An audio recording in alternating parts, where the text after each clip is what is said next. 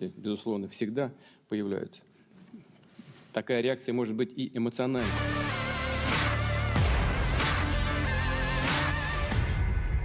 Presiden Rusia Vladimir Putin menyampaikan pidato selama pertemuan Dewan Kementerian Pertahanan Rusia yang diperluas di Pusat Kontrol Pertahanan Nasional di Moskow, Rusia, Rabu waktu setempat.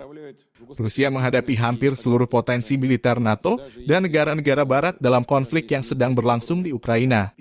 Presiden Vladimir Putin juga mengapresiasi militer Rusia yang terlibat dalam operasi khusus di Ukraina menjaga kedaulatan Federasi Rusia. Presiden Rusia juga mengomentari apa yang menyebabkan konflik saat ini dengan Kiev dan mencatat pentingnya memodernisasi potensi nuklir negara itu untuk mempertahankan kedaulatan. Konfrontasi dengan Barat, Putin mengatakan lawan strategis Moskow selalu berusaha untuk menebang dan memecah Rusia karena mereka percaya negara itu terlalu besar dan menimbulkan ancaman. Putin mencatat bahwa ini adalah sesuatu yang telah coba dicapai oleh Barat selama berabad-abad.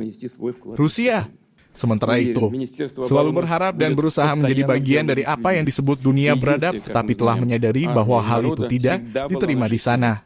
Menurut Putin, Putin menyatakan bahwa NATO saat ini menggunakan potensi militer hampir semua negara anggotanya untuk melawan Moskow. Namun, dia mencatat bahwa Rusia telah belajar banyak dari kesalahannya di masa lalu dan tidak akan merugikan dirinya sendiri dengan melakukan militerisasi negara. Kami tidak akan memiliterisasi negara dan kami tidak akan memiliterisasi ekonomi, kata Putin. Presiden Putin menekankan bahwa tingkat perkembangan Rusia saat ini tidak memerlukan tindakan seperti itu.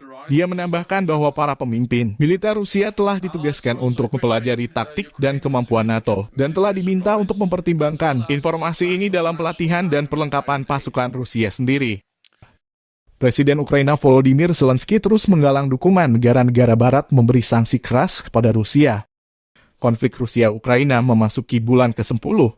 Tepatnya hari 301 belum ada tanda-tanda perdamaian. Terpisah, Presiden Ukraina Volodymyr Zelensky bertemu dengan Presiden Joe Biden di Gedung Putih, Washington pada hari Rabu.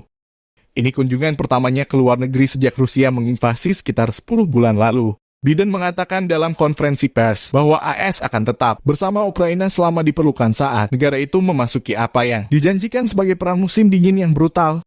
Zelensky kemudian berpidato di pertemuan gabungan Kongres, membuat permohonan yang berapi-api untuk melanjutkan dukungan bipartisan menjelang transisi kekuasaan di Washington tahun depan yang menempatkan Partai Republik sebagai penanggung jawab DPR. Zelensky berharap anggota parlemen Amerika memberikan dukungan bantuan pendanaan besar yang mencakup sekitar 44,9 miliar dolar US dollar bantuan Ukraina.